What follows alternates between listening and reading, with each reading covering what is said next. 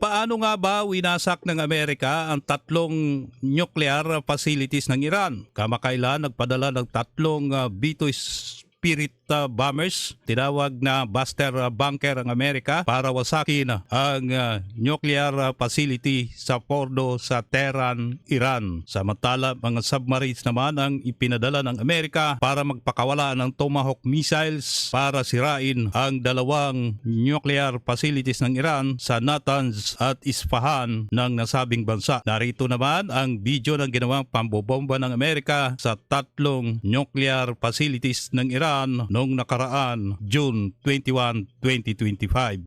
Inatake lang ng Estados Unidos ang tatlo sa mga pangunahing pasilidad nuklear ng Iran at ito ang eksaktong nangyari. Bandang alas 10 ng umaga noong ika-21 ng Hunyo, tatlo o higit pang B-2 bomber ang umalis mula sa Whiteman Air Force Base sa Missouri. Ang mga B-2 bomber na ito ay may dalang 6 na bunker buster bomb na tanging ang Estados Unidos lamang ang mayroon.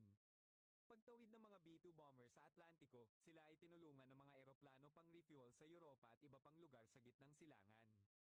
Nang papalapit na ang mga B-2 bomber sa himpapawid ng Iran, sinundan sila ng ibang mga military fighter jet bilang proteksyon sakaling mapansin ng Iran ang mga B-2 bomber at magpadala ng sariling mga military jet para pabagsakin ang mga ito. Tatlong nuclear base ang tinamaan, ngunit ang target lamang ng mga B-2 bomber ay ang pinakamalaking base ng Iran na kilala bilang Fordo. Ang Fordo ay itinayo sa ilalim ng bundok at umaabot ng 80 metro sa ilalim ng lupa. Ibinagsak ng mga B-2 bomber ang 6 na bunker buster na kayang sumabog ng humigit kumulang 70 metro sa ilalim ng lupa. Lubos nitong winasak ang buong pasilidad.